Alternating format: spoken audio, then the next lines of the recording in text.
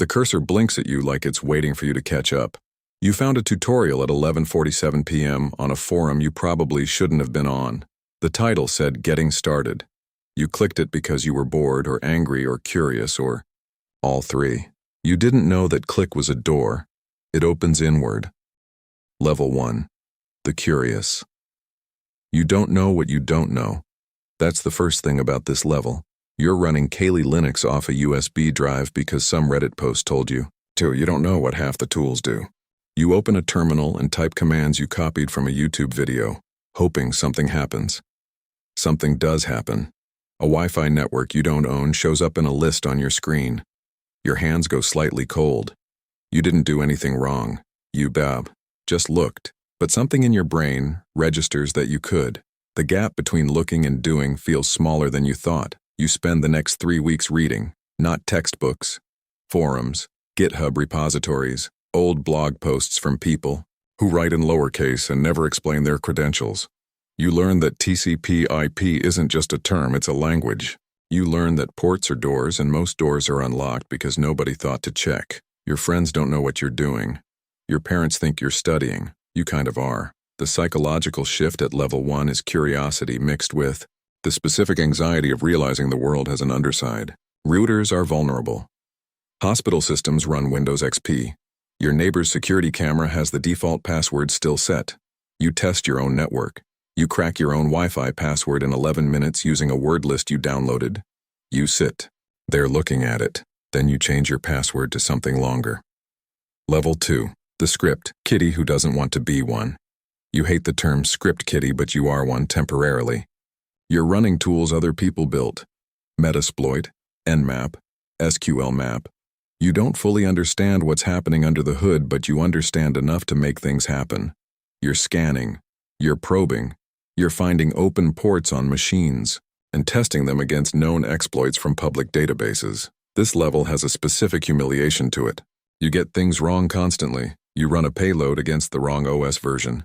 You trigger a firewall and get locked out. You spend 4 hours on something that a more experienced person would solve in 6 minutes. But then you get something. You're testing a deliberately vulnerable machine, a practice environment called Hack the Box or Try Hack Me.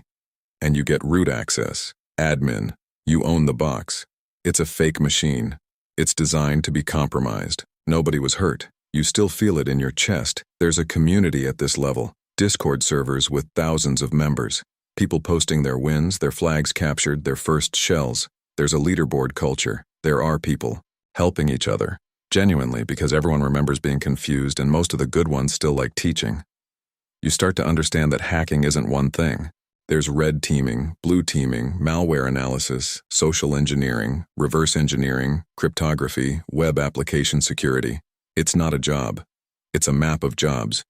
You pick a direction. The psychological shift here is the beginning of identity. You're not just someone who messed around with Kali. You're studying something real. The community gives you a framework. You start to feel like you belong to something. That feeling will cost you later. But right now, it's just fuel. Level 3. The one who actually understands. Something changes when you stop copying and start creating. You write your own script. It's not impressive. A Python tool that automates a scan sequence you were doing manually. 60 lines. But it's yours. You understand every line. You know why it works. That's the shift at level 3, comprehension. You understand buffer overflows now, not just conceptually but mechanically. You can read a C program and spot where memory isn't being handled properly. You understand why SQL injection works at the database query level. You understand authentication tokens, session hijacking, cross-site scripting, not as terms but as exploitable physics. You probably took a certification, CEH, or Security Plus, or OSCP. The OSCP is the one that matters. 24 hours, alive, network, no hints. Either you pop the machines or you don't. People study for it for a year. You pass. You now have a piece of paper that tells employers you're not wasting their time. You might be working now. IT security, a small firm, maybe a penetration testing company. You're getting paid somewhere between $65,000 and $90,000 a year to find problems before the bad guys do. At this level, you start to see the two paths clearly. Some people at level 3 stay on the authorized side. They work in security operations, centers. They write reports. They get paid and they go home and they sleep fine. Others start asking what happens if you remove the authorization. Not loudly. Just as a thought. Late at night, running a scan, thinking about the gap between finding a vulnerability and using it. You don't act on it yet, but the thought is there now, and it doesn't leave. Level 4, the operator. You're working a penetration test engagement. A company has paid your firm to attack them. Real infrastructure, real stakes. You have a signed contract in a folder that says you're allowed to be here. You find a misconfigured server in under 2 hours. By the end of day 1, you have domain admin. You've compromised the entire network. You write a 40-page report detailing every move you made, every vulnerability you exploited, every recommendation for fixing it. You send it to a CISO who will read the executive summary and forward the technical section to someone else. This is level 4. You're competent. You're professional. You're efficient. You understand now that most organizations are not secure, not even close. The average enterprise runs thousands of systems. Configurations drift. Patches get delayed. Nobody audits the VPN appliance from 2019 still sitting in a rack somewhere. You've seen it. You've walked through it like a hallway with no walls. At this level, you have a reputation. Not public. Specific. In this community, reputation moves. Through quiet channels. People know your handle. They know your work. You get referrals. You also start to understand the gray. You know what a 0-day is. An undiscovered vulnerability in software that nobody's patched because nobody knows it exists yet. They sell on open markets and closed markets. A 0-day for a major browser goes for $500,000 to $2 million on the right market. For iOS, higher. You're not selling anything. You're reporting vulnerabilities responsibly, collecting bug bounties, $10,000 here, $25,000 there. But you know the market exists. The psychological shift here is pragmatism. You see security as a system. Systems have gaps. You're paid to find the gaps. Whether those gaps get fixed depends on priorities that have nothing to do with you. You stop being surprised by how broken things are. That's the first real warning sign. But you don't recognize it yet. Level 5. The one who crosses. It doesn't happen the way you thought it would. There's no dramatic moment where you decide to become something different. It's quieter than that. It's a conversation with someone you trust who mentions an opportunity. It's a client who wants you to do something that's slightly outside the scope of the engagement. It's realizing that the information you found during a penetration test, employee credentials, financial records, intellectual property, has value outside the report. You don't take it. The first time. The second time, you ask a question that implies you might. The person on the other end of that conversation smiles. That smile is a door. At level 5, you've stepped into the part of this world that doesn't get indexed. Forums that require referrals. Markets that require cryptocurrency and reputation vouching. People who don't use real names and don't ask for them. You're not robbing anyone. Not yet. But you're selling information. You found a vulnerability in a financial platform. Instead of reporting it to their security team, you sold the details to someone who will use it. You made $180,000 in 4 days, and none of it touches your name. You tell yourself it's victimless. You tell yourself the company was negligent. You tell yourself someone else would have found it anyway. These are the rationalizations of level 5. They're not wrong exactly. They're just incomplete. What's changing is the calculus. Before, risk meant getting fired or failing a pen test. Now risk means federal charges. Now risk means asset seizure. Now risk means someone you've never met knows what you look like. The psychological shift here is the split. You maintain a surface life. Maybe you still consult. Maybe you're still respected in certain circles. And underneath it, there's another version of you operating in a different economy entirely. You're careful, meticulous, compartmentalized, but you've changed the answer to the question, who are you? Level 6, the architect. People come to you, not clients, not employers. Other people at level 5 asking for things, custom tools, specific exploits, introductions. You've become a node, a trusted one. At level 6, you don't do the work yourself anymore. You architect it. You design the approach, assign the pieces to people who are skilled and deniable, and receive a cut of something you never touched directly. You're building infrastructure now, not just exploiting it. Ransomware operations run on infrastructure, command and control servers, payment processing, negotiation channels, decryption services. There are people who build those components and never participate in a single attack. They're suppliers.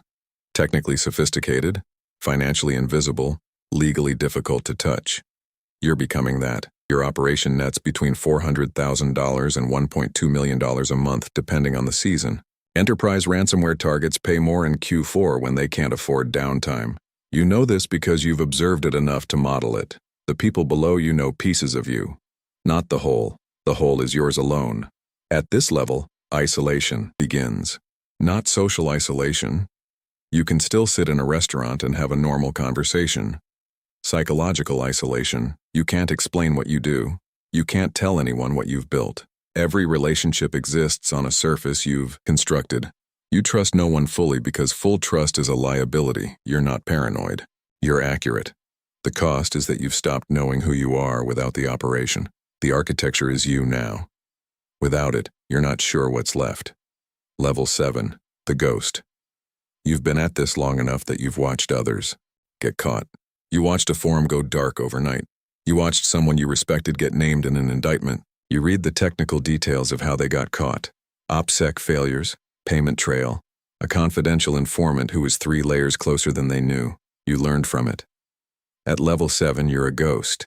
No handle that persists. No consistent infrastructure. No country of residence that cooperates with the countries most interested in finding you. You've structured your life the way you structure an operation. Deniable, compartmentalized, redundant. You've moved jurisdictions twice in 3 years. Your actual technical skill at this level is almost secondary. What keeps you out of a courtroom is discipline. Every message through encrypted channels. Every payment through mixers and cold wallets and structured conversions.